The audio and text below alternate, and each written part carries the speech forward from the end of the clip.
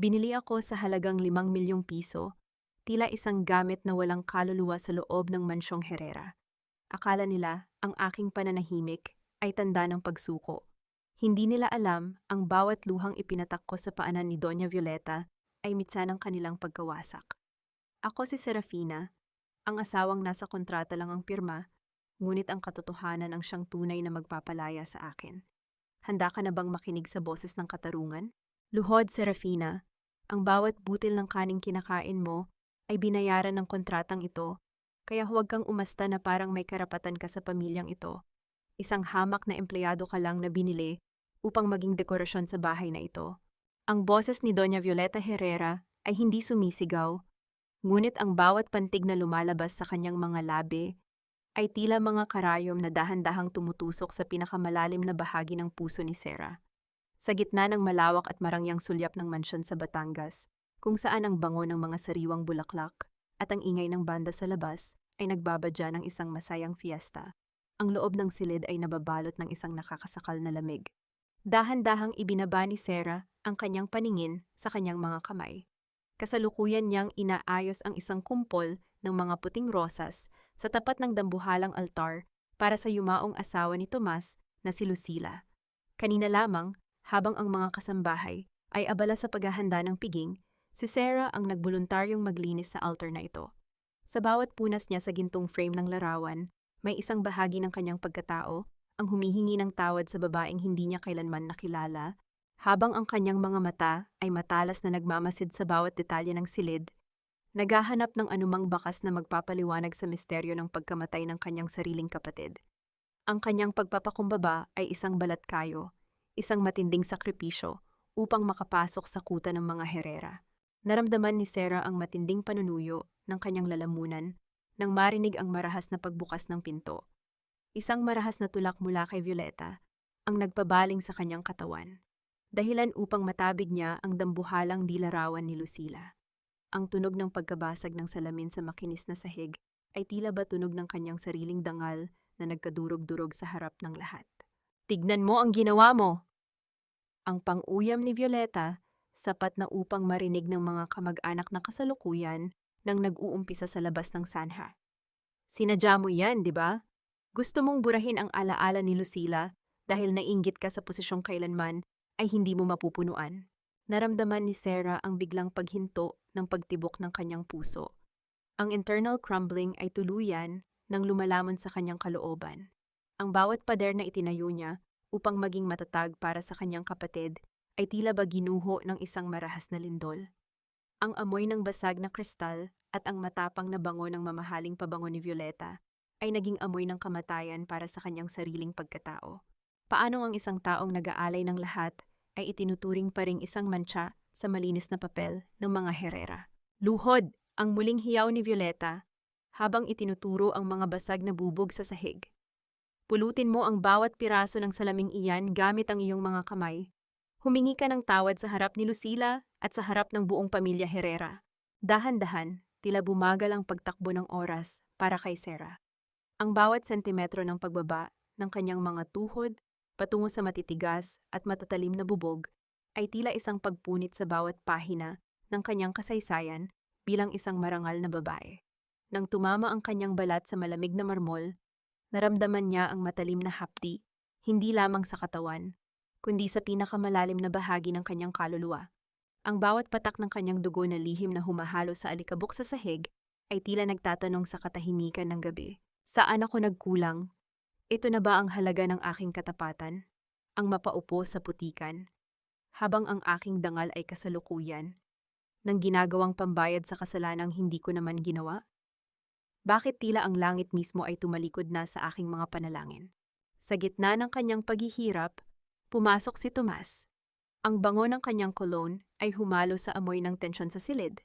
Umasa si Sarah na sa pagkakataong ito, ang lalaking nangakong magiging asawa niya sa harap ng batas ay hahawakan ang kanyang braso at itatayo siya mula sa kahihiyan.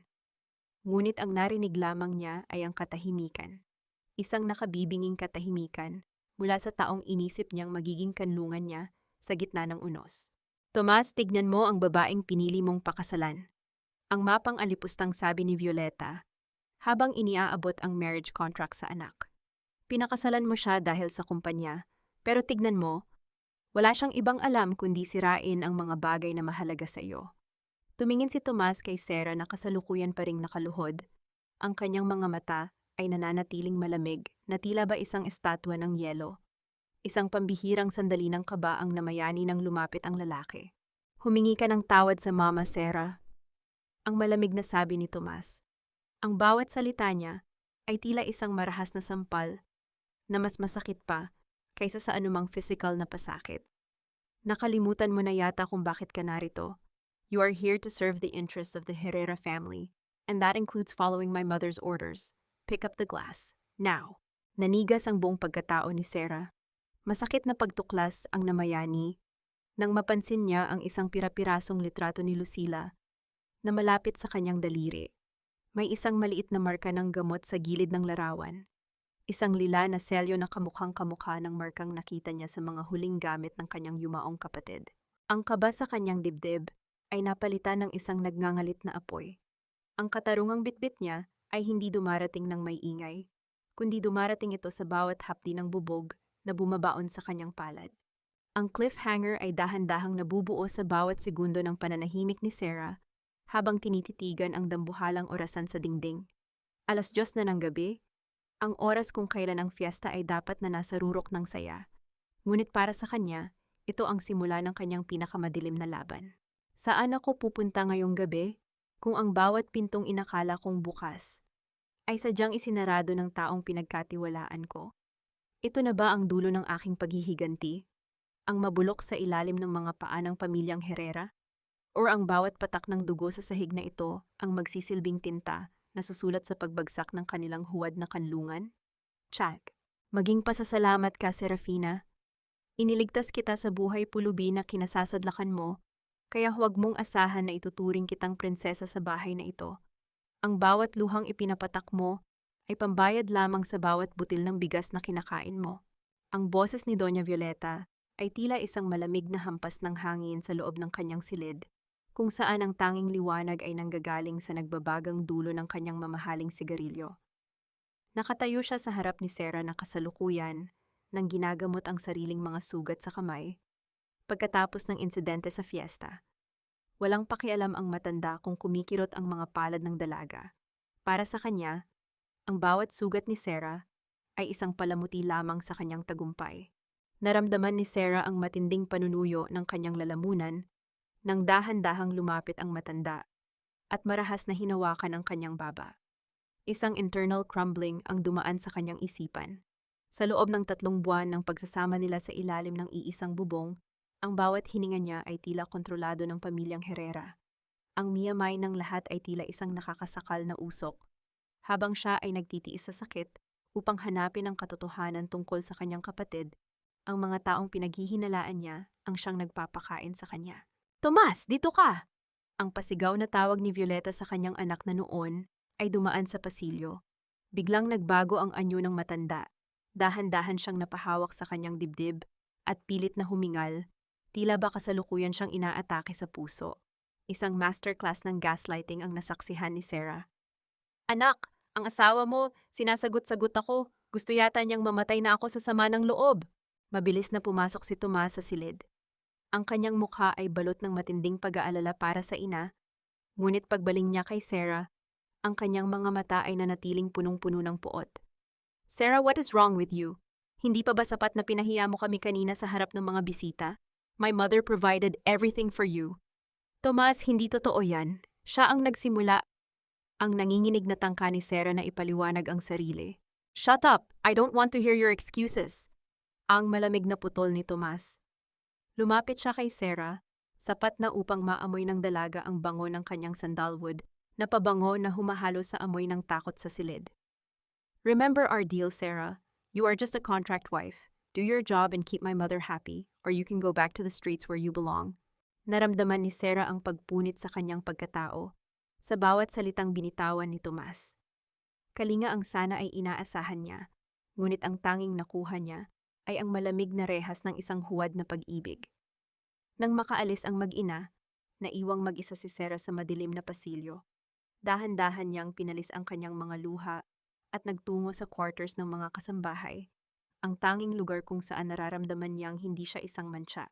Doon sa ilalim ng isang maluwag na tabla sa sahig ng dati niyang silid bago siya naging asawa ni Tomas, may isang bagay siyang napansin.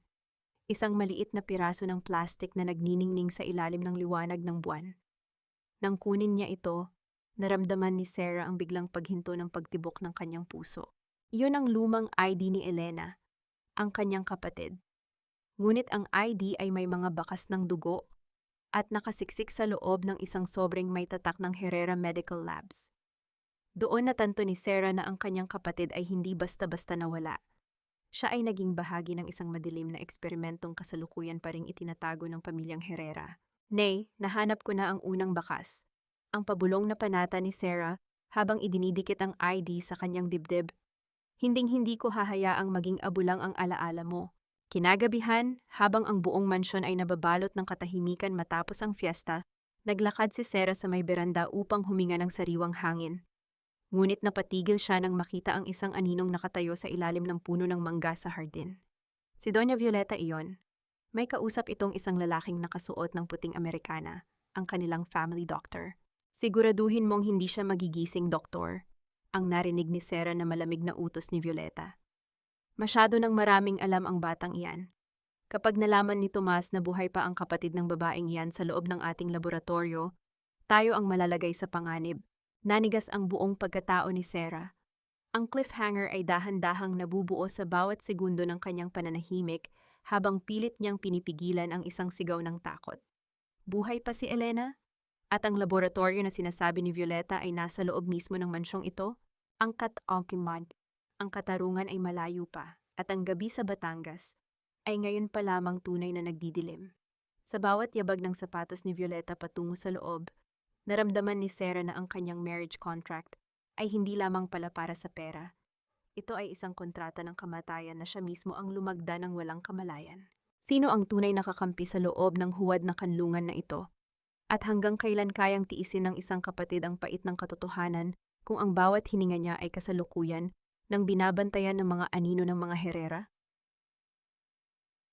Ang pinakamadilim na bahagi ng isang mansyon ay hindi ang mga sulok na walang ilaw, kundi ang mga silid na punong-puno ng mga lihim na sadyang ibinaon upang huwag nang muling magsalita.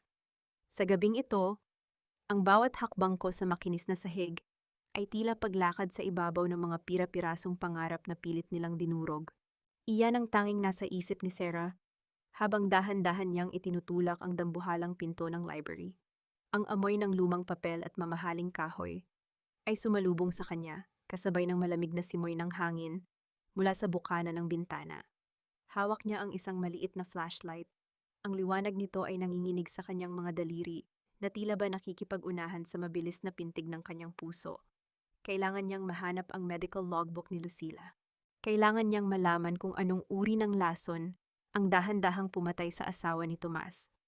Dahil natatakot siyang ang parehong lason na iyon ang kasalukuyan ding sumasakal sa hininga ng kanyang kapatid na si Elena.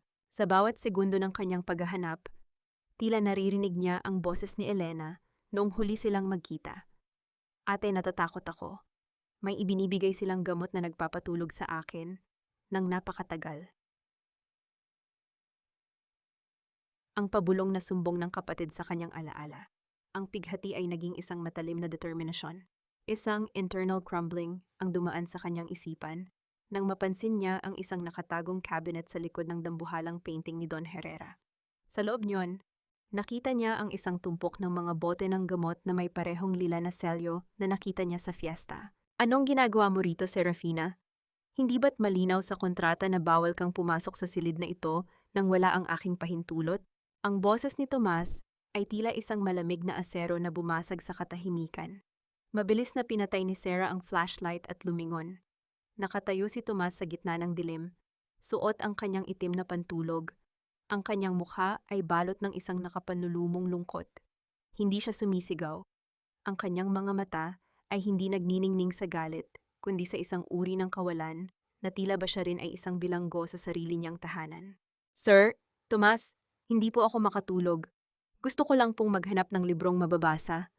Ang nanginginig na palusot ni Sarah, pilit na itinatago ang bote ng gamot sa kanyang likuran. Dahan-dahang lumapit si Tomas. Ang bango ng kanyang sandalwood na pabango ay tila naging isang banal na kalinga sa gitna ng takot ni Sarah. Sa unang pagkakataon, napansin ni Sarah na may hawak na isang manipis na kanteo o panyo si Tomas. Isang panyong may borda ng pangalan ni Lucila. Pambihirang kahinaan ang nasaksihan ni Sarah nang makita ang isang patak ng luha na dahan-dahang gumulong sa pisngi ng lalaking inakala niyang gawa sa bato. Ilang taon na ang nakalilipas, pero ang amoy ng kwartong ito ay palaging nagpapaalala sa akin kung gaano ako naging mahina. Ang pabulong na sabi ni Tomas, tila ba hindi niya namamalayang kinakausap niya ang babaeng itinuturing niyang kaaway. Sinasabi ni Mama na pinatay ni Lucila ang sarili niya dahil sa depresyon. Pero sa tuwing pumupunta ako rito, nararamdaman kong may isang katotohanang pilit na sumisigaw sa ilalim ng mga pader na ito. Naramdaman ni Sarah ang biglang paglambot ng kanyang panga. Ang mist of distrust ay panandaliang napawi. Bakit hindi niyo po hanapin ang katotohanang iyon, sir? Bakit hinahayaan niyo ang sarili niyo na mabilanggo sa sinasabi ng iba? Tumingin si Tomas ng diretso sa mga mata ni Sarah. Sa loob ng ilang segundo, ang lahat ng kanilang pagkakaiba sa antas ng lipunan ay naglaho. Isang pambihirang ugnayan ang nabuo sa gitna ng kadiliman. Inabot ni Tomas ang kamay ni Sarah, hindi upang manakit, kundi upang kuhanin ang bote ng gamot na pilit nitong itinatago. Dahil ang utang na loob ko sa aking ina ay mas matimbang kaysa sa aking sariling katuwiran, Sarah. Iyon ang sumpang dala ng pangalang Herrera. Marahas na binawi ni Tomas ang kanyang kamay nang ma-realize ang kanyang ginawa. Ang kanyang mukha ay muling naging malamig at matigas. Leave this room, ngayon din, at huwag mong iisiping ang munting pag-uusap na ito ay magbabago sa katotohanang isa ka lamang empleyado. Kapag nakita kitang muli rito, sisiguraduhin kong hindi ka na makakaabot sa susunod na fiesta. Padabog na lumabas si Sarah ng library, binaliwala ang hapdi ng kanyang nanginginig na mga binti. Ngunit bago siya tuluyang makalayo, napansin niya ang isang bagay na muling nagpatigil sa pag-ikot ng kanyang mundo. Sa gilid ng lamesa ni Tomas, may isang nakabukas na laptop. Ang screen ay nagniningning, nagpapakita ng isang real-time camera feed mula sa isang madilim na basement. Nanlaki ang mga mata ni Sarah. Nakita niya ang isang babaeng nakahiga sa isang makitid na kama. May mga suwero sa braso at dahan-dahang gumagalaw. Ang babaeng iyon ay walang iba kundi si Elena. Ngunit ang mas nakatatakot ay ang taong nakatayo sa tabi ng kama ng kanyang kapatid. Isang taong nakasuot ng pamilyar na uniforme ng isang nurse. Ang cliffhanger ay dahan-dahang nabubuo sa bawat segundo ng panunood ni Sarah. Ang nurse na nasa screen ay walang iba kundi si Marisol, ang kanyang matalik na kaibigan at kaisa-isang pinagkakatiwalaan sa labas ng mansyong ito. Sino ang tunay na nagkanulo sa katarungan? At aabot ba ang boses ni Sarah sa loob ng lihim na laboratorio kung ang mismong aninong nasa kanyang tabi ay siya palang mitya ng kanyang pagkawasak? Ang gabi sa Batangas ay ngayon pa lamang tunay na nagliliyab at ang tunay na lason ay hindi lamang nasa loob ng bote, kundi nasa loob ng mga pusong inakala mong tapat. Ang sakit ay hindi lamang isang hudyat ng paghina ng katawan. Madalas ito ang sandali kung kailan ang pinakamatitigas na baluti ay natitibag at ang katotohanang pilit na itinatago sa likod ng ginto ay dahan-dahang lumalabas sa bawat panginginig ng mga kamay.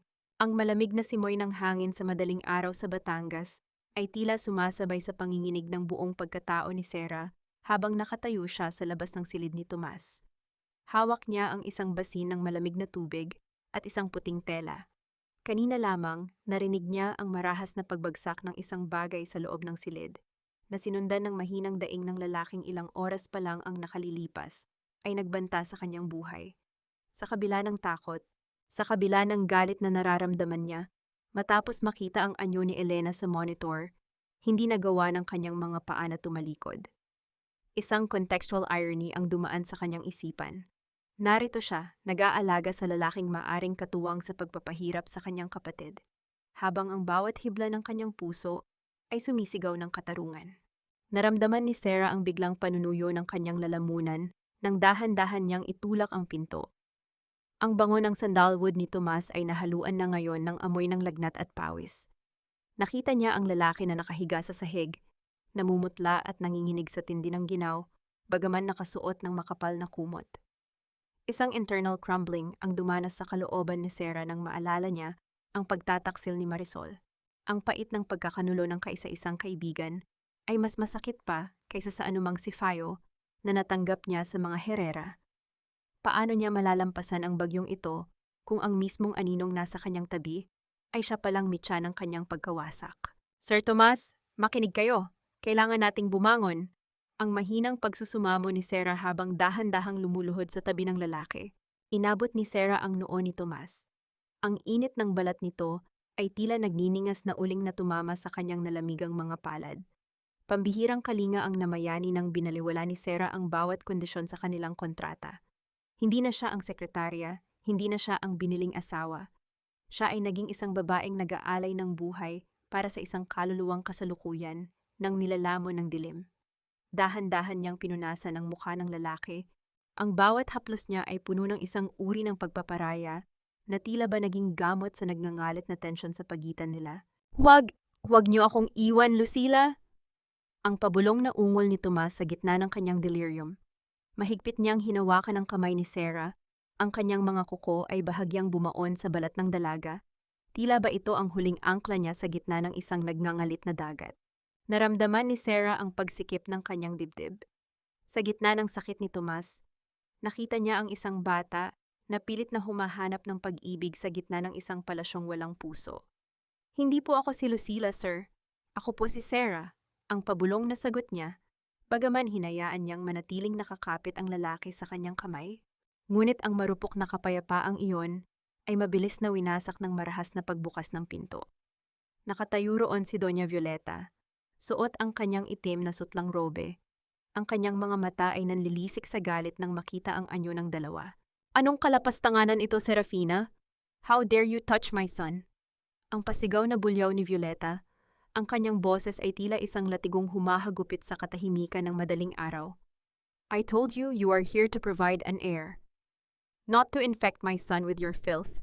Alisin mo ang maruming kamay mo sa kanya. Pero ma'am, mataas po ang lagnat niya. Kailangan niya ng doktor. Ang matatag na depensa ni Sarah habang pilit na tumatayo. I will decide what he needs.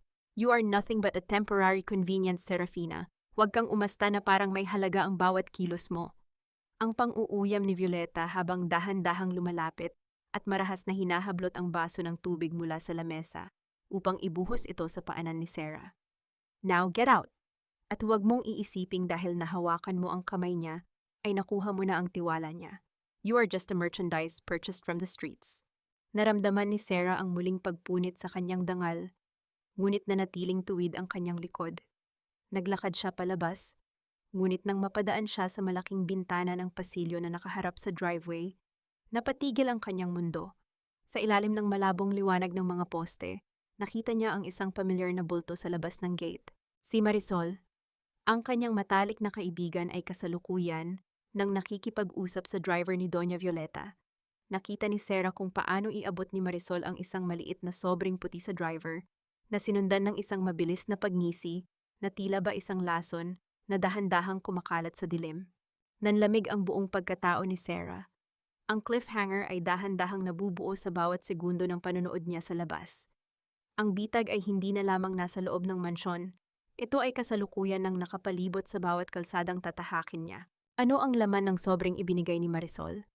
At hanggang kailan mananatiling nakakapit si Sarah sa isang lalaking ang tanging tinatawag sa panaginip ay ang multo ng kanyang nakaraan, habang ang kasalukuyan niya ay kasalukuyan ng ibinabenta ng taong pinagkatiwalaan niya ng kanyang huling hininga? Ang gabi sa Batangas ay tapos na, ngunit ang bukang liwayway ay nagbababadya ng isang unos na hinding-hindi kailanman malilimutan. Huwag kang mag-alala, Doña Violeta. Wala nang makikitang kahit anong ebidensya si Serafina. Binura ko na ang lahat ng backup files sa laptop niya at nakuha ko na rin ang listahan ng mga saksi sa Bicol. Ang boses ni Marisol ay tila isang lason na dahan-dahang dumanas sa pasilyo ng Mansyong Herrera. Malinaw at walang bahid ng pag-aalinlangan. Nakatayo si Sarah sa likod ng dambuhalang pintong nara ng kusina. Mahigpit na nakahawak sa tray ng mainit na arroz caldo na inihanda niya para kay Tomas. Naramdaman niya ang matinding panlalamig ng kanyang mga daliri. Tila ba ang bawat patak ng pawis sa kanyang noo ay naging yelo na nanunuot sa kanyang balat. Kanina lamang, bago sumikat ang araw, ang tanging dalangin niya ay ang mabilis na paggaling ni Tomas upang maipagpatuloy niya ang kanyang investigasyon. Inisip niya na sa gitna ng unos na ito, ang kanyang matalik na kaibigang si Marisol, ang kaisa-isang pader na sasalo sa kanyang mga luha. Ngunit ang bawat salitang narinig niya ngayon ay tila mga martilyong pumupukpok sa huling piraso ng kanyang pagtitiwala. Naramdaman ni Sarah ang matinding panunuyo ng kanyang lalamunan. Ang bawat paghugot niya ng hininga ay tila paghigop ng tuyong alikabok na sumasakal sa kanyang baga. Isang internal crumbling ang dumaan sa kanyang isipan. Narito siya, ang asawang binuwis ang sariling dangal upang iligtas ang alaala ng kanyang kapatid, habang ang taong tinuring niyang pamilya ay kasalukuyan nang ibinebenta ang kanyang kaluluwa sa halaga ng ilang barya. Ang bango ng luya at sariwang itlog mula sa sopas ay naging amoy ng kamatayan para sa kanyang pag-asa. Paanong ang isang pusong nangarap ng katarungan ay kasalukuyan ng pinapatay ng mismong aninong nasa kanyang tabi? Good, make sure she stays blind, Marisol. Ang malamig na tugon ni Doña Violeta, na sinundan ng isang mapait na tawa. Kapag natapos ang fiesta, sisiguraduhin kong wala na siyang babalikang buhay sa labas ng bahay na ito. Tomas will eventually hate her, at ikaw ang papalit sa posisyon niya sa Herrera Group. Dahan-dahang napaupo si Sarah sa malamig na sahig ng kusina. Binaliwala ang hapdi ng pagkakaumpog ng kanyang siko. Inilapag niya ang tray sa tabi niya. Ang tunog ng bakal na tumama sa semento ay nilamon lamang ng katahimikan ng gabi. Pighati ang dumaan sa kanyang isipan nang maalala niya ang huling sulyap ni Marisol sa kanya noong nakaraang linggo. Isang sulyap na puno ng pangako. Huwag kang susuko, Sarah. Nandito lang ako para sa'yo. Ngayon, natanto ni Sarah na ang mga salitang iyon ay hindi pala galing sa pag-ibig, kundi sa isang planadong pagkakanulo. Nang sumapit ang hapon, pilit na pinatuyo ni Sarah ang kanyang mga mata at tumungo sa silid ni Tomas. Ang lalaki ay gising na, nakaupo sa gilid ng kama at nakatitig sa bintana. Ang kanyang mukha ay maputla pa rin, ngunit ang kislap sa kanyang mga mata ay hindi na kasing lamig ng dati. "You're back," ang mahinang sabi ni Tomas. Tumingin siya sa mga kamay ni Sarah na may mga bakas pa ng sugat mula sa basag na kristal kagabi. "Bakit mo pa rin ginagawa ito? Sinabihan ka na ni Mama na huwag kang lumapit sa akin." "I don't follow contracts when someone is dying, Sir Tomas," ang mahinang tugon ni Sarah habang dahan-dahang iniaabot ang soup. "At kahit ituring niyo pa akong merchandise, may tungkulin pa rin akong hindi niyo nababayaran ng pera." Isang slow burn na tensyon ang dahan-dahang nabuo sa loob ng silid. Lumapit si Tomas at sa unang pagkakataon, hindi siya umiwas nang dampian ni Sarah ang kanyang noo upang tignan ang temperatura. Ang init ng balat ng lalaki ay tila isang kuryenteng gumuhit sa nanginginig na palad ni Sarah. "Sarah, why are you really here?" ang pabulong na tanong ni Tomas. Inilapit niya ang kanyang mukha sa mukha ni Sarah, sapat na upang maramdaman nila ang hininga ng bawat isa. "I know there's more to your silence. Bakit parang ang bawat haplos mo ay puno ng pighating hindi mo masabi?" "Dahil ang katotohanan po, sir, ay hindi nakasulat sa marriage contract na pinirmahan natin." Ang pabulong na sagot ni Sarah, ang kanyang mga mata ay nanunubig sa tapat na pagsusumamo. May mga bagay na kahit ang yaman ng mga Herrera ay hindi kayang bilhin, gaya ng kapayapaan ng isang kapatid na itinapon sa dilim. Napatigil si Tomas. Akma siyang magsasalita nang biglang pumasok si Marisol sa silid, may dalang isang makapal na folder at isang mapaglarong ngiti sa kanyang mga labi. Ang bawat hakbang ni Marisol sa makinis na sahig ay tila ritmo ng isang hatol na papalapit. "Tomas, I'm sorry to disturb you, but Doña Violeta asked me to show you this." Ang sabi ni Marisol, ang boses niya ay punong-puno ng kaplastikan. "It's about Sarah. Look at these messages she's been sending to an anonymous lawyer. Plano niyang gamitin ang sakit mo para ubusin ang pondo ng Herrera Medical Labs." Naramdaman ni Sarah ang biglang pag-ikot ng paligid. Ang mist of distrust ay tuluyan ng lumapot. Inabot ni Tomas ang folder at binasa ang mga screenshot ng usapan na sadyang dinoktor ni Marisol. Ang panginginig ng panga ni Tomas at ang muling paglamig ng kanyang titig ay naging hudyat ng muling pagbagsak ng katarungan. "Is this true, Sarah?" Ang malamig na tanong ni Tomas. Ang boses niya ay tila isang natdaw na tumama sa dibdib ni Sarah. Was the arroz caldo and the wet towels just part of your leverage?" Hindi, Tomas. Makinig ka sa akin. Marisol is lying.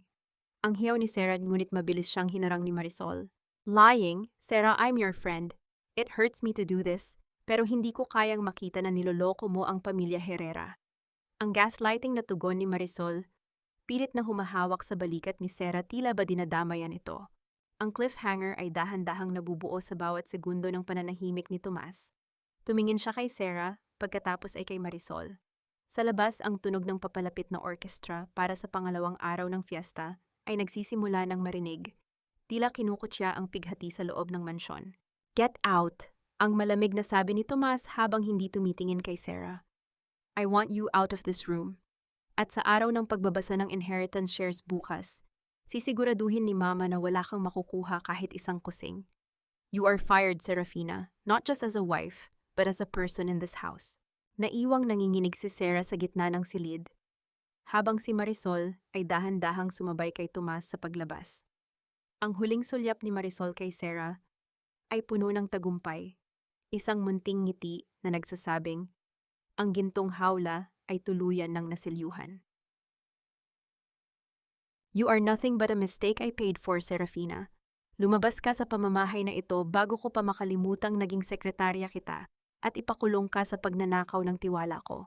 Ang mga salitang iyon ni Tomas ay tila mga tipak ng yelo na dahan-dahang dumudurog sa natitirang lakas ni Sarah. Nakatayo siya sa gitna ng silid, hawak pa rin ang mangkok ng aros kaldo na kasalukuyan na ring lumalamig. Gaya ng pag-ibig na akala niya ay nagsisimula ng mamukadkad sa pagitan nilang dalawa.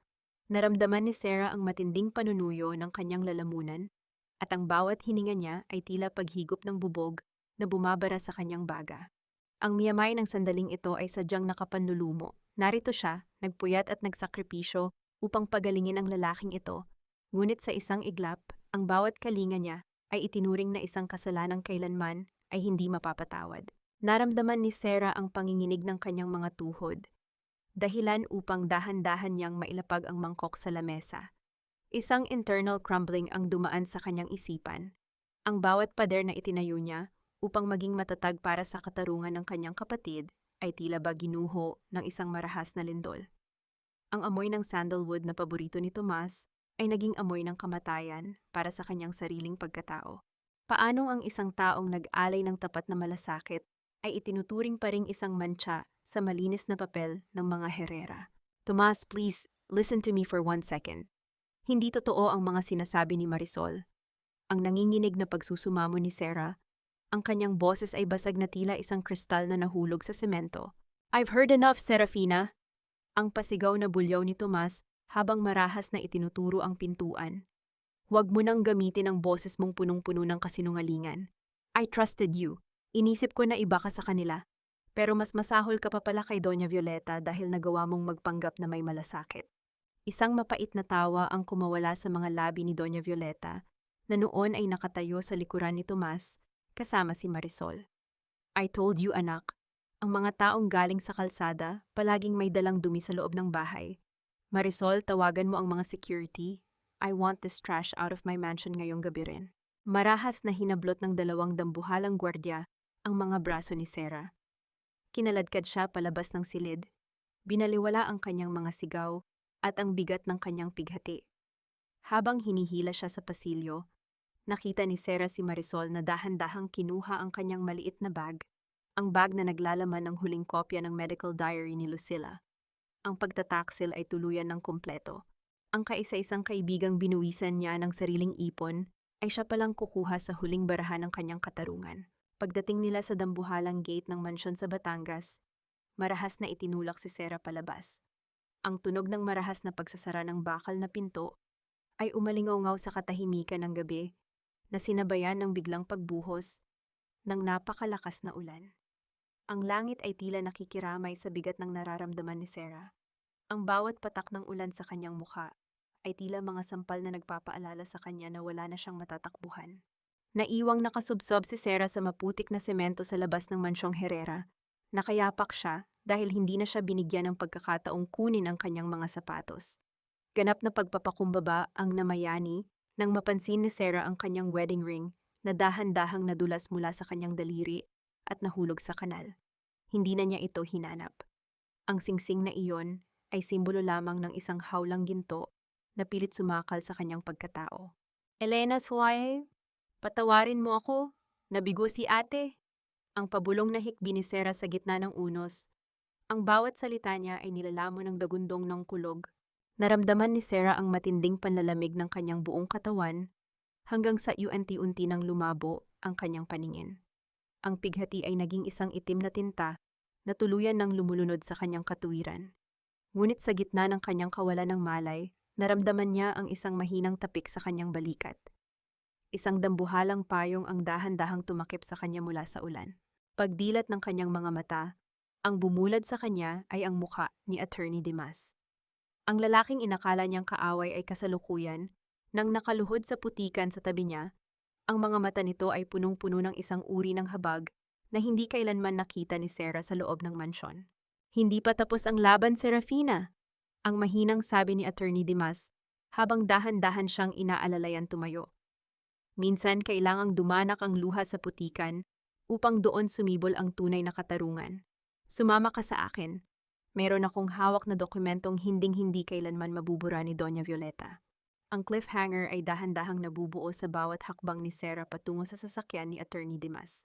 Tumingin siya sa huling pagkakataon sa nagniningning na bintana ng silid ni Tomas kung saan nakita niya ang anino ni Marisol na kasalukuyan ng inaaliw ang lalaki.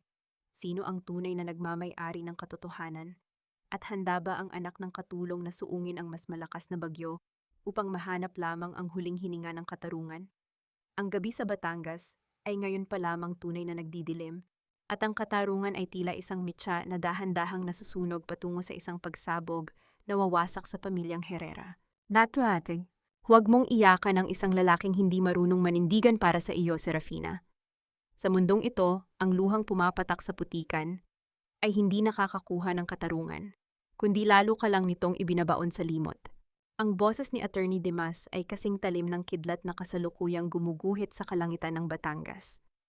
Nakasandal si Sarah sa malamig na upuan ng sasakyan. Nanginginig ang kanyang buong pagkatao hindi dahil sa ginaw ng ulan, kundi dahil sa tindi ng pighati, na tila ba isang dambuhalang alon na lumulunod sa kanyang kaluluwa. Tumingin siya sa kanyang mga kamay.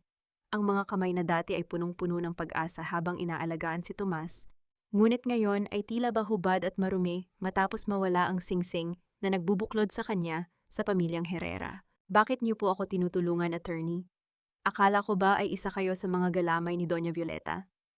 Ang mahinang tanong ni Sarah, ang kanyang boses ay tila isang munting hininga na mabilis na nilalamon ng ugong ng makina at hagupit ng ulan sa labas. Isang matalim na internal crumbling ang dumaan sa kanyang isipan. Narito siya, nagtitiwala sa isang lalaking ang tanging alam niya ay ang pagiging malamig nito sa loob ng courtroom, habang ang isa-isang kaibigang inasahan niya ay kasalukuyan nang nagdiriwang sa kanyang pagbagsak. Isang mapait na ngiti ang sumilay sa mga labi ni Attorney Dimas, habang mahigpit na nakahawak sa manibela. I have my own debts to settle with that family, Serafina. You see, hindi lang ang kapatid mo ang naging biktima ng Herrera Medical Labs. Ang bunsong kapatid ko, she was the first one. Sinasabi nilang complications sa surgery ang ikinamatay niya. But I found out later na isa siyang test subject para sa lason na kasalukuyan nilang ibinebenta bilang gamot. Naramdaman ni Sarah ang biglang pagsikip ng kanyang dibdib. Ang mist of distrust sa pagitan nila ay dahan-dahang napapalitan ng isang mapanganib na alyansa. May hawak po ba kayong ebidensya? Ninakaw ni Marisol ang medical diary ni Lucila. Wala na akong mapanghahawakan. May mas matimbang pa kaysa sa diary na iyon, Sarah. Tignan mo ang folder sa dashboard, ang mariing utos ng abogado. Nanginginig ang mga daliri ni Sarah habang binubuksan ang folder. Sa ilalim ng malamlam na ilaw ng dashboard, bumulad sa kanya ang mga orihinal na laboratory reports mula sa Herrera Pharma. Kabaang namayani nang makita niya ang lagda ni Doña Violeta sa isang utos na sadyang baguhin ang formula ng mga gamot upang makatipid sa produksyon, binaliwala ang side effects na nagdudulot ng dahan-dahang pagkasira ng isipan. This is murder, attorney. Alam ba ni Tomas ito? Ang nanginginig na bulong ni Sarah. Tomas is a puppet, Sarah. He chose to be blind because it was easier than facing the monster that is his mother. But look at the last page. Sabi ni Dimas, ang panga niya ay nagngangalit sa galit. Binuksan ni Sarah ang huling pahina. at tila tumigil ang pag-ikot ng mundo. Nakita niya ang isang litrato ng isang abandonadong ospital sa isang liblib na bahagi ng Negros. Sa ilalim nito ay may sulat kamay na, Patient Code 105, Elena de la Cruz. Status, active. Buhay siya, Sarah, buhay si Elena, but she's not being treated. She's being used for a second trial of the drug they are launching tomorrow at the stockholders meeting. Ang mabilis na revelasyon ni Dimas. Naramdaman ni Sarah ang biglang pagdaloy ng dugo sa kanyang mga kamay. Ang pait ay naging isang nagngangalit na apoy ng determinasyon. Hindi siya pwedeng sumuko. Hindi siya pwedeng mabulok sa putikan. Kailan ang meeting, attorney? Bukas ng gabi sa gitna ng huling gabi ng fiesta. Doña Violeta will announce the merger and the new drug. That's our only window to strike. Ang malamig na sagot ni Dimas. Dinala ni Dimas si Sarah sa isang maliit at tagong apartment sa labas ng lungsod. Doon, sa gitna ng katahimikan ng gabi, nagsimula ang kanilang huling paghahanda. Pagpapakumbaba ang nangyari nang inabutan ni Dimas si Sarah ng isang baso ng mainit na kape. Walang salita, tanging ang init ng baso ang nagbigay ng panandaliang kalinga sa dalaga. Attorney, thank you for finding me in that rain. Ang pabulong na sabi ni Sarah habang nakatingin sa labas ng bintana. Huwag kang magpasalamat sa akin hanggat hindi mo nakukuha ang katarungan mo, Serafina. Bukas, hinding-hindi na nila malilimutan ang pangalang De La Cruz. Ang sagot ni Dimas bago lumabas ng silid. Ang cliffhanger ay dahan-dahang nabubuo sa bawat segundo ng panonood ni Sarah sa monitor na ibinigay ni Dimas. Pinakita rito ang live feed mula sa security cameras ng mansyon. Nakita ni Sarah si Tomas na nakatayo sa may beranda, hawak ang panyong may borda ni Lucila. At sa likuran niya, dahan-dahang lumapit si Marisol, may hawak na isang itim na vial at isang mapanuyang ngiti. Tomas, take your medicine. It's for your own good, sweetheart. Ang narinig ni Sarah na boses ni Marisol mula sa monitor. Nanlamig ang buong pagkatao ni Sarah. Ang lason ay kasalukuyan nang inihahanda para sa lalaking inakala niyang nagtaksil sa kanya. Sino ang unang maliligtas? Ang kapatid niyang kasalukuyang ginagamit na biktima sa Negros o ang lalaking pilit na binubulag ng mga taong nagnanais lamang ng kanyang yaman? Ang gabi sa Batangas ay ngayon pa lamang tunay na nagliliyab at ang katarungan ay kasalukuyan nang nakasabit sa isang manipis na hibla ng tadhana. Inumin mo ito, Tomas. Kailangan mong maging malakas para sa pagharap natin sa mga shareholders bukas. Huwag mong hayaang ang pighati para sa isang babaeng nanggamit lang sa iyo ang maging mitya ng iyong tuluyang pagbagsak. Ang boses ni Marisol ay tila malapot na pulot. Matamis sa pandinig ngunit nakakalunod sa katotohanan. Nakatayo siya sa tabi ng kama ni Tomas. Hawak ang isang baso ng gatas na may halong asul na likido. Ang kanyang ngiti ay tila isang banal na maskara. Pilit na ginagaya ang bawat kalinga na ipinadala ni Sarah noon, ngunit ang kanyang mga mata ay nananatiling matigas at walang buhay gaya ng mga diamanteng ipinangako sa kanya ni Doña Violeta. Naramdaman ni Tomas ang matinding pagbigat ng kanyang mga talukap. Nakaupo siya, nakasandal sa dambuhalang headboard na gawa sa inukit na kahoy, habang ang kanyang mga kamay ay mahigpit na nakakapit sa panyong may borda ni Lucila. Ang bawat paghinga niya ay tila paghigop ng isang nakakahilong usok. Isang internal crumbling ang dumaan sa kanyang isipan. Sa loob ng 3 araw simula nang palayasin niya si Sarah, ang kanyang katawan ay tila naging isang bilangguan na dahan-dahang nawawalan ng hangin. Paanong ang gamot na dapat ay magpapagaling sa kanya ay siya ring nagpapalabo sa kanyang bawat alaala? Salamat, Marisol, pero gusto ko sanang mapag-isa muna. Ang mahinang tugon ni Tomas. Ang kanyang boses ay paos at puno ng isang uri ng pagod na hindi kayang hilumin ng tulog. Dahan-dahan niyang kinuha ang baso. Ngunit sa halip na inumin ito, ay dahan-dahan niya itong inilapag sa ilalim ng kanyang kama nang hindi nakatingin ang dalaga. Ang tunog ng pagdampi ng kristal sa makinis na sahig ay nilamon lamang ng ingay ng malakas na ulan sa labas. Nang makaalis si Marisol, pilit na tumayo si Tomas. Ang bawat hakbang niya ay tila paglakad sa gitna ng isang malakas na lindol. Narating niya ang silid ni Lucila. Ang silid na matagal nang ipinagbabawal na pasukin ni Doña Violeta. Ang pagpihit niya sa seradura ay lumikha ng isang mahabang ungol ng kahoy na tila ba ang silid mismo ay nagrereklamo sa muling pagbubukas ng mga sugat. Sa loob ng madilim at maalikabok na silid, Sinalubong siya ng bango ng mga tuyong rosas at ang amoy ng nakalipas. Masakit na katotohanan ang namayani nang lapitan niya ang dambuhalang aparador ni Lucila. Sa pinakailalim niyon, nakita niya ang isang maliit na uka sa kahoy. Gamit ang kanyang nanginginig na mga daliri, hinila niya ang isang nakatagong drawer.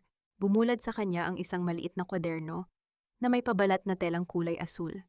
Hindi ito pag-aari ni Lucila. Nang buksan niya ang unang pahina, napatigil ang pag-ikot ng mundo ni Tomas. Nakasulat doon ang pangalang Elena de la Cruz.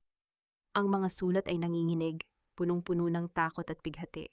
Araw ng 2 linggo, hindi na ako makapagsalita ng maayos.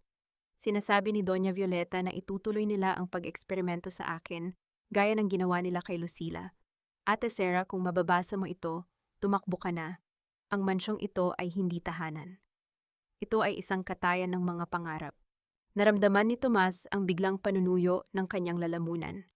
Ang mist of distrust na bumulag sa kanya ay tuluyan ng natunaw, napalitan ng isang nagngangalit na apoy ng katarungan. Ang bawat sampal na ibinigay ng kanyang ina kay Sarah, ang bawat panlalait na pinanood niya ng tahimik, ay tila mga latigo na muling humahagupit sa kanyang sariling konsensya. Isang matinding pighati ang kumurot sa kanyang puso.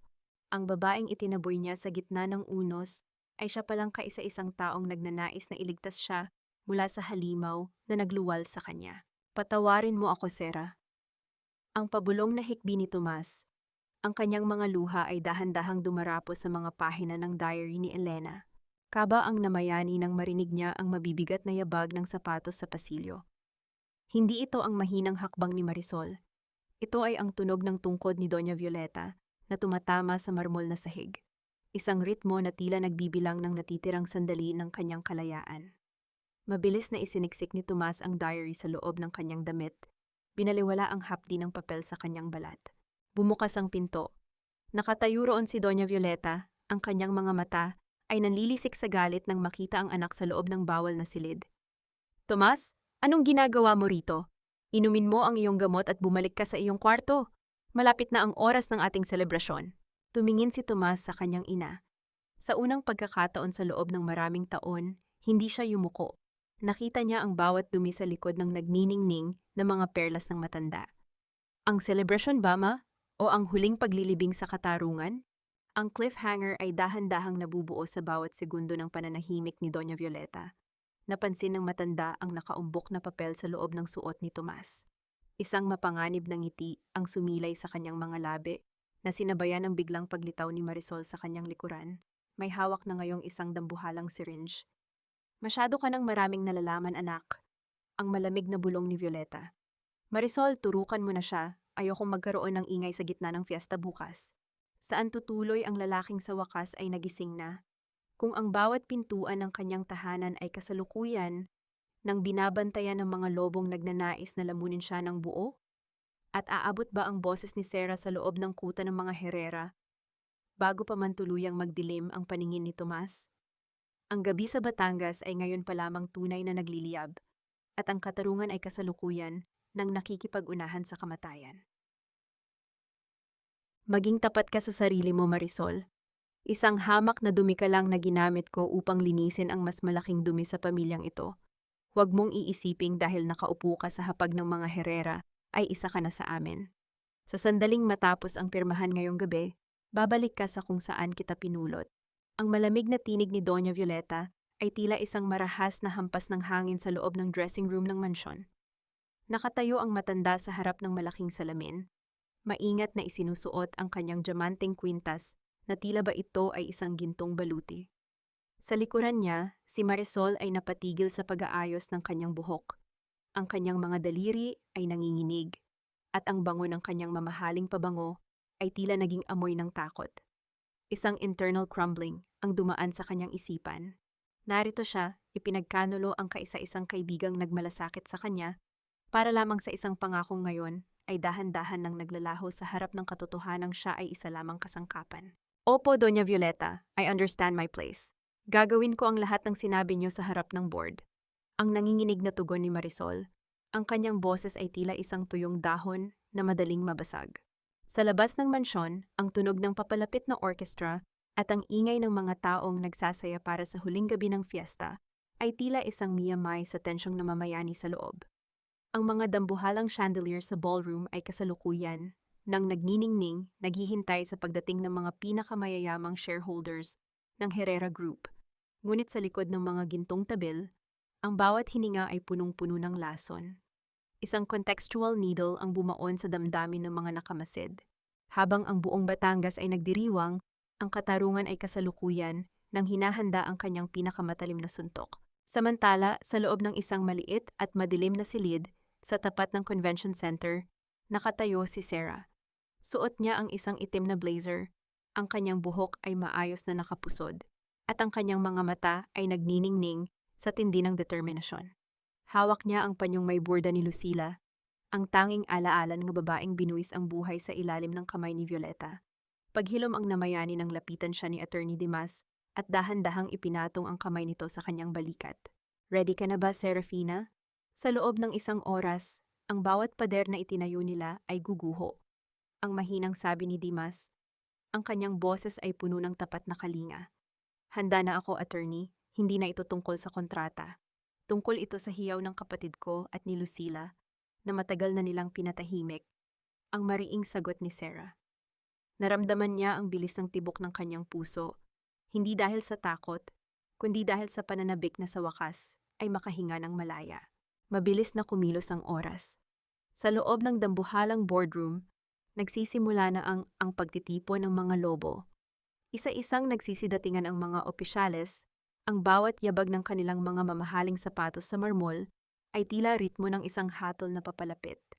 Nakaupo si Tomas sa tabi ng kanyang ina, ang kanyang mukha ay maputla, pilit na nilalabanan ng lason na dahan-dahang nagpapabigat sa kanyang diwa. The merger is ready, ang bawat dokumento ay may pirma na. We just need to announce the new pharmaceutical trial. Ang deklara ni Violeta sa harap ng board. Ang kanyang mga mata ay punong-puno ng sakim na katuwaan. Biglang tumayo si Marisol upang ibigay ang kanyang testimony laban kay Sarah, gaya ng usapan. Ngunit bago pa man siya makapagsalita, ang dambuhalang pintuan ng boardroom ay marahas na bumukas. Ang tunog ng pagpihit ng bakal na trangka ay umalingaw-ngaw na sinundan ng dahan-dahang pagpasok ni Serafina, kasunod si Attorney Dimas. Isang nakabibinging katahimikan ang bumalot sa buong silid. Ang bawat hininga ng mga shareholders ay tila nabitin sa hangin.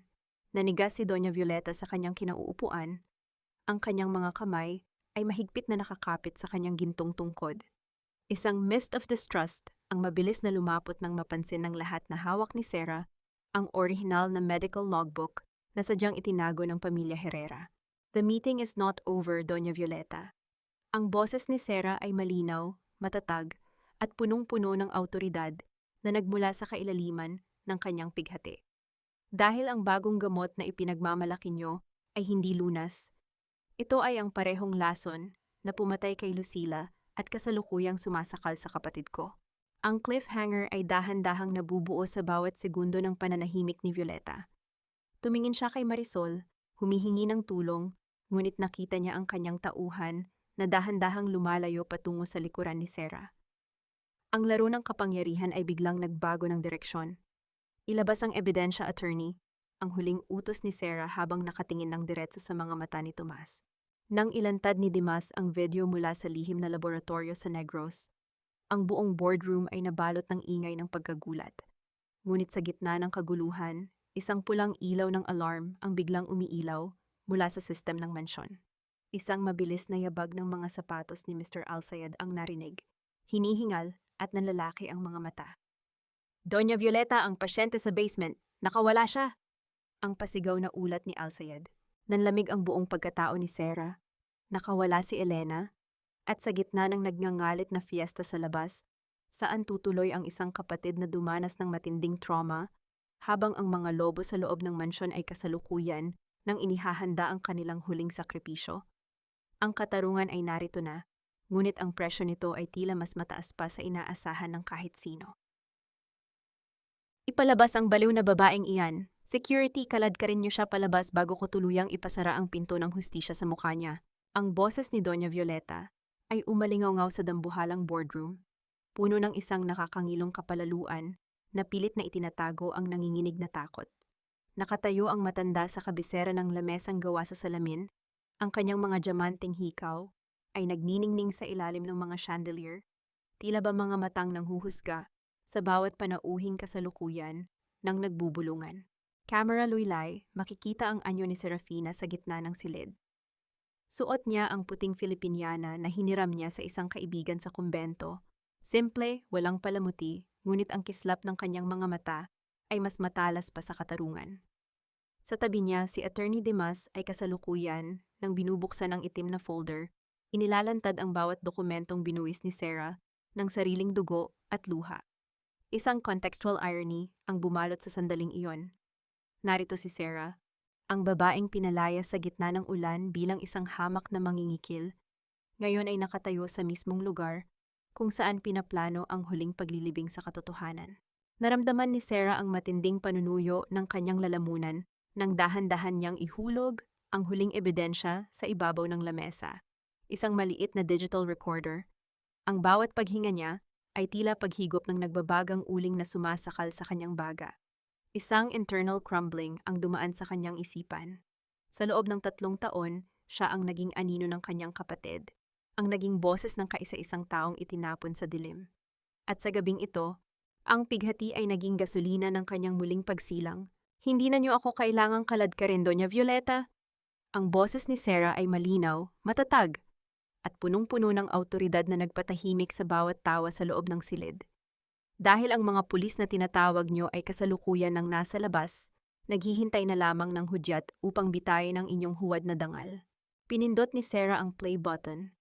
Ang boses ni Doña Violeta ay umalingaw-ngaw sa dambuhalang sound system ng boardroom, malinaw at walang bahid ng pag-aalinlangan. Siguraduhin mong hindi na siya magigising, Doktor. Kapag nalaman ni Tomas na ang asawa niya ay hindi nag-suicide, kundi naging trial subject para sa bagong gamot, tayo ang malalagay sa panganib. Ibaon niyo ang bawat bakas ni Lucila, pati na ang kapatid ng babaeng iyan. Ang buong boardroom ay nabalot ng isang nakabibinging katahimikan. Ang mist of distrust na pilit na binuo ni Violeta laban kay Sarah ay tuluyan ng napunit sa harap ng lahat ng mga hari at reyna ng Herrera Group. Nakita ni Sarah ang dahan-dahang pagbagsak ng balikat ni Tomas. Ang panga nito ay nanginginig at ang mukha ay nawalan ng kulay. Ang lalaking akala niya ay tinalikuran siya, ngayon ay humahagulgol ng walang boses na lumalabas. Nakatingin sa kanyang ina na tila ba isang halimaw na ngayon lang niya nakilala. Katarungan ang namayani nang biglang bumukas ang malalaking pinto. Sa likuran ni Sarah, pumasok ang isang babaeng nakasuot ng puting bestida. Maputla ang balat at may mga bakas ng suwero sa kanyang mga braso. Ang bawat hakbang nito ay nanginginig. Ngunit ang kanyang mga mata ay nakapako kay Sarah. Elena, ang pabulong na hiyaw ni Sarah. Ang boses niya ay basag na tila isang kristal na nahulog sa semento. Naramdaman ni Sarah ang paglambot ng kanyang mga tuhod nang yakapin siya ng kanyang kapatid. Ang bango ng antiseptic at amoy ng ulan ay humalo sa kanilang mga luha. Isang internal crumbling ang dumaan sa bawat pusong nakamasid. Ang katotohanang pilit na ibinaon sa ilalim ng laboratorio ay kasalukuyan ng nakatayo ng buhay sa gitna ng karangyaan.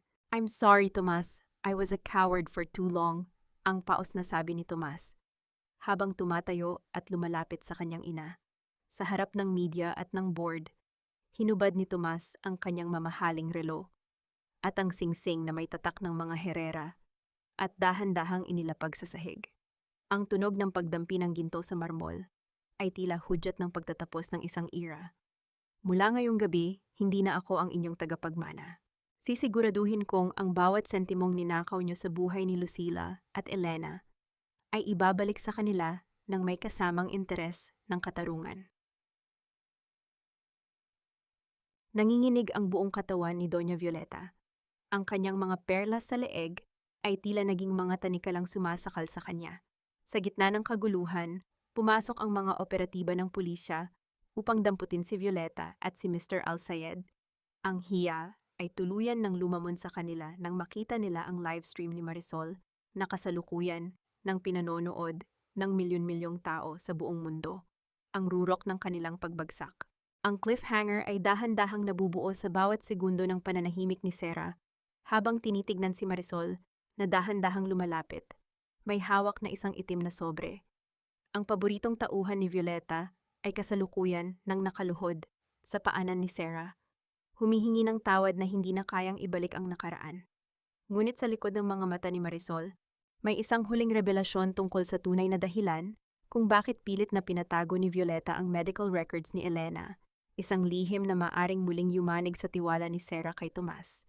Handa na ba si Sarah na tanggapin ang pag-ibig na nagmula sa isang pamilyang pumatay sa kanyang pangarap? O ang huling mitya ng nakaraan ay sadyang wawasak sa bagong simula na pilit nilang binubuo? Ang gabi sa Batangas ay ngayon pa lamang tunay na naghihilom, at ang bawat hininga ni Sarah ay tila isang oyayi ng kalayaan, na handa ng awitin para sa buong mundo. Patawarin mo ako, Sarah, hindi dahil deserve ko ang iyong habag, kundi dahil ayaw ko nang makita kang nasasaktan sa bawat paghinga ko sa tabi mo. Alam kong ang bawat salitang binitawan ko noon ay tila mga pako na ibinaon ko sa sarili nating krus. Ang boses ni Tomas ay basag, tila isang marupok na kristal na dahan-dahang nagkakapira-piraso sa gitna ng malamig na interrogation room ng presinto. Nakatayo siya sa harap ni Sarah, ang kanyang mga kamay ay nanginginig at ang kanyang mukha ay punong-puno ng matinding pagsisisi. Wala na ang kislap ng kanyang diamanting relo. Ang tanging suot niya ngayon ay ang panyong may borda ni Lucila na mahigpit niyang hinahawakan. Tila ba ito ang huling ugnayan niya sa isang mundong malinis at tapat? Naramdaman ni Sarah ang biglang panunuyo ng kanyang lalamunan habang nakatitig sa lalaking minsang naging pangarap niya, ngunit naging mitya rin ng kanyang pinakamabigat na pighati. Isang internal crumbling ang dumaan sa kanyang isipan. Sa bawat segundo ng pananahimik niya, nararamdaman niya ang hapdi ng bawat sampal ni Doña Violeta na hinayaan lang ni Tomas na mangyari. Ang pighati ay naging isang itim na tinta na dahan-dahang lumulunod sa kanyang katuwiran. Paanong ang isang patawad ay sapat na upang pagdikitin ang mga pusong sadyang dinurog ng kasakiman? Tomas, look at me. Ang mahinang tugon ni Sarah, ang kanyang boses ay nanginginig sa pagitan ng puot at matinding habag. Ang bawat luhang ipinatak ko sa mansyon niyo ay hindi nababayaran ng sorry. Ibinenta niyo ang dangal ko, ibinenta niyo ang buhay ng kapatid ko. Do you really think a few words can heal the wounds that you yourself helped to bleed? Sarah let him speak. There's something you need to see in that envelope. Ang pakiusap ni Attorney Dimas mula sa gilid. Ganap na pagkawasak ang namayani nang dahan-dahang buksan ni Sarah ang itim na sobreng iniabot ni Marisol. Ang amoy ng luma at maamag na papel ay sumalubong sa kanya, kasabay ng isang katotohanang hinding-hindi niya kailanman inakala. Inilabas ni Sarah ang isang medical report na may pangalan ni Tomas Herrera. Ano ito? Ang nanginginig na tanong ni Sarah habang binabasa ang mga laboratory results. Ate Sarah, pakinggan mo ako, ang hikbi ni Marisol na kasalukuyan nang nakaluhod sa paanan ng dalaga. Hindi lang si Elena ang biktima, si Tomas. Sa loob ng 10 taon, sadyang nilalason siya ni Doña Violeta. Ang coldness na nakita mo, ang kawalan niya ng emosyon, lahat ng iyon ay side effect ng neurotoxin na pilit na ipinapainom sa kanya ni Mama Violeta upang manatili siyang sunod-sunuran. He was a prisoner in his own mind, Sarah. He didn't even know what was real anymore. Naramdaman ni Sarah ang biglang pag-ikot ng paligid. Ang mist of distrust ay tuluyan ng napalitan ng isang nakakangilong katotohanan.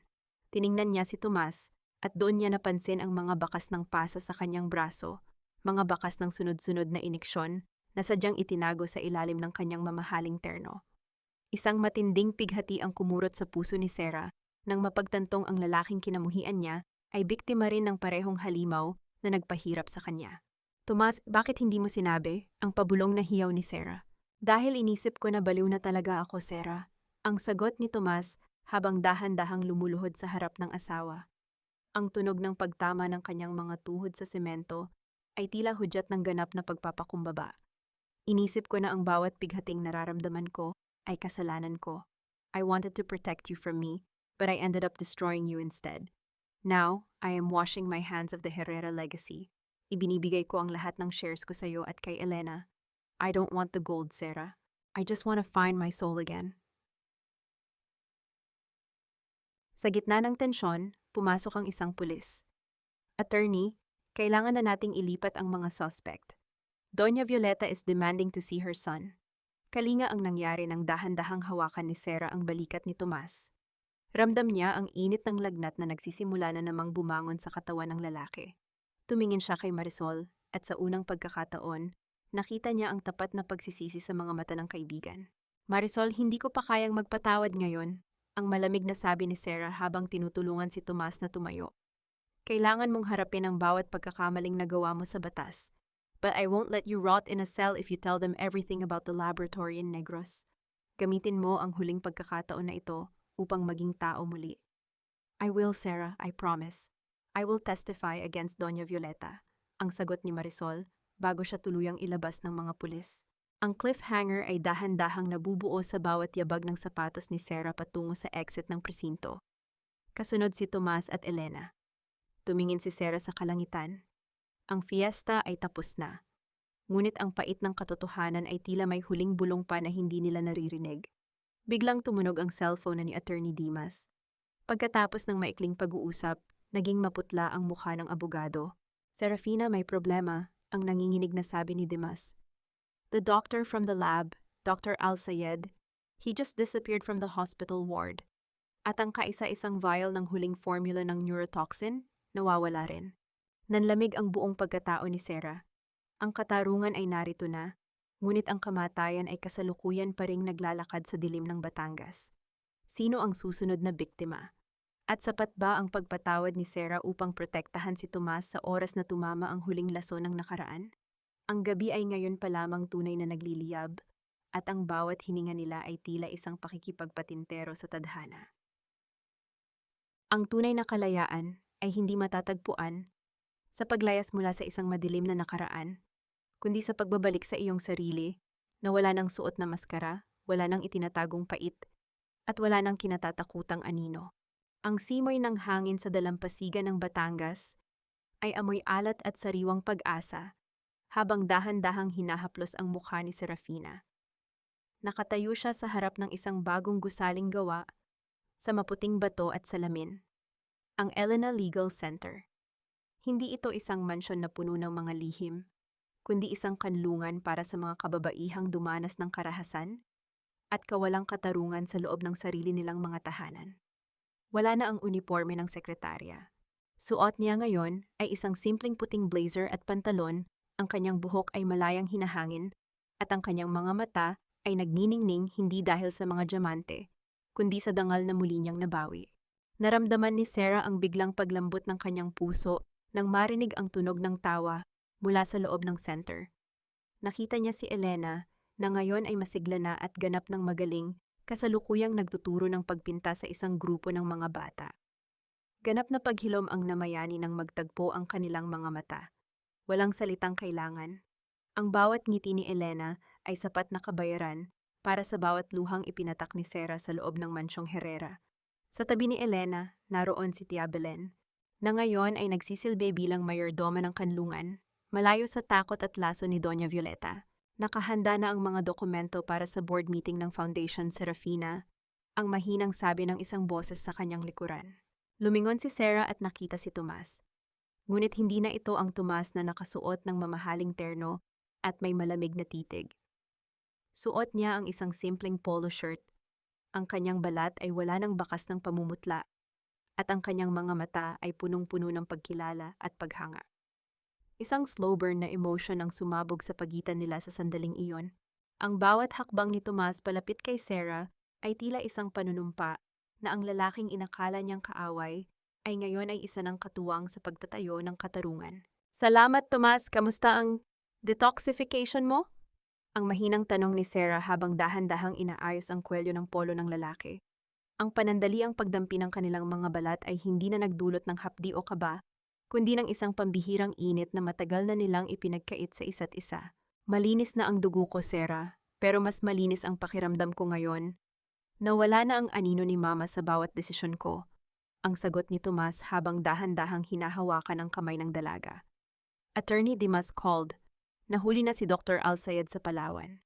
Sinubukan niyang itapon ang huling vial, pero nakuha ito ng mga pulis bilang ebidensya. Tapos na ang gabi, Serafina. Maaari na tayong huminga ng malaya. Ganap na pagpapakumbaba ang namayani ng dalhin ni Tomas si Sarah sa isang maliit na coffee shop sa bayan. Hindi sa isang 5-star restaurant, kundi sa isang payak na kainan, kung saan ang amoy ng kape ay amoy ng katotohanan. Doon, sa gitna ng ingay ng mga karaniwang tao, naramdaman ni Sarah na sa wakas ay nahanap na niya ang kanyang puwang sa mundong ito.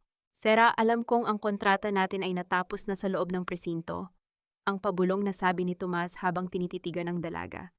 Ngunit nais kong itanong, maaari mo bang hayaang ligawan kita? Hindi bilang isang asawa sa papel, kundi bilang isang lalaking gustong bumawi sa bawat segundo ng pighating hinayaan kong mangyari? Naramdaman ni Sarah ang muling pag-init ng kanyang mga mata. Ngunit sa pagkakataong ito, hindi ito luha ng pait. Hindi kailangang magmadali, Tomas. Ang sugat natin ay malalim pa. Pero handa akong maglakad kasama mo, basta't ang bawat hakbang natin ay hindi na ididikta ng utang na loob o ng ginto. Ang cliffhanger ay dahan-dahang nabubuo sa pagtayo ni Sarah mula sa lamesa. Tumingin siya sa dambuhalang mansyon ng mga Herrera sa malayo, na ngayon ay kasalukuyan ng ginagawang rehabilitation center para sa mga biktima ng experimental drugs. Nakita niya ang isang itim na sasakyan na dahan-dahang dumadaan sa harap ng kanilang pwesto. Sa loob niyon, nakita niya si Marisol, ang kaibigang nagtaksil sa kanya, na ngayon ay nakatitig sa kanya ng may pait at pangungulila bago tuluyang lumayo patungo sa kanyang bagong buhay sa probinsya. Handa na ba si Serafina na tuluyang bitawan ang bawat bakas ng nakaraan upang yakapin ang isang bukas na wala ng anumang tanikala? At sapat ba ang pag-ibig ni Tomas upang protektahan ang kanilang bagong kanlungan kung ang bawat hininga nila ay kasalukuyan pang pinapanood ng mga aninong sadyang itinapon ng batas? Ang gabi sa Batangas ay tapos na, ngunit ang bukang liwayway ay ngayon pa lamang tunay na naghihilom. Ang panahon ay hindi lamang nagbibilang ng mga segundo at minuto. Ito ay isang dahan-dahang paghabi ng mga pira-pirasong alaala hanggang sa ang bawat sugat ay maging isang pilat na hindi na nagdudulot ng sakit, kundi ng karunungan. 3 taon na ang mabilis na lumipas mula nang yanigin ng katotohanan ang mansyon ng mga Herrera at ang buong lalawigan ng Batangas. Ang sikat ng araw sa hapong ito ay tila may dalang kakaibang haplos. Hindi na ito kasing bangis ng sikat ng araw noong mga panahong nagpapakapagod si Sarah bilang sekretarya, kundi kasing lambot ng isang pangako.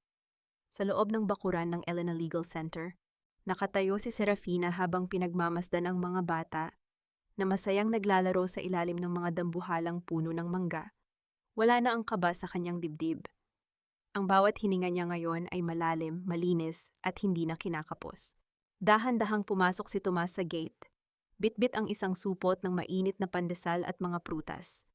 Hindi na siya kailangang dumaan sa mga dambuhalang security check. Siya na ngayon ang tapat na katuwang ni Sarah sa pamamahala ng foundation. Ganap na pagkakaisa ang namayani ng lapitan ni Tomas si Sarah at dahan-dahang halikan ng noo nito. Walang kontratang nagbubuklod sa kanila ngayon, tanging ang tapat na pagpapasya na maglakad sa isang landas. Sarah, handa na po si Elena sa loob. Magsisimula na ang huling pagpipinta para sa exhibit. Ang mahinang sabi ni Tomas. Ang boses niya ay punong-puno ng paggalang. Tumingin si Sarah sa kanyang asawa at napansin ang kislap sa mga mata nito. Isang kislap na hindi nanggagaling sa mga diamante, kundi sa isang pusong sa wakas ay nahanap na ang kanyang tunay na tahanan.